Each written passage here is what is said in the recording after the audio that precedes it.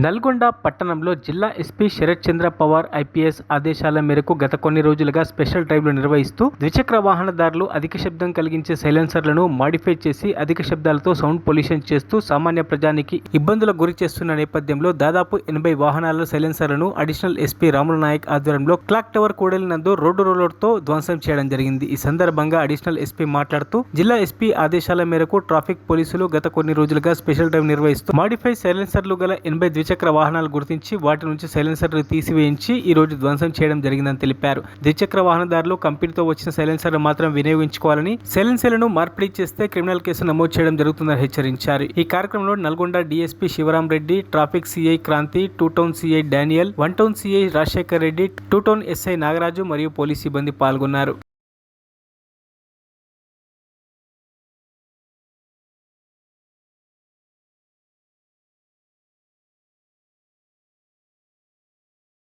మరిన్ని అప్డేట్స్ కోసం మా ఛానల్ని సబ్స్క్రైబ్ చేయండి.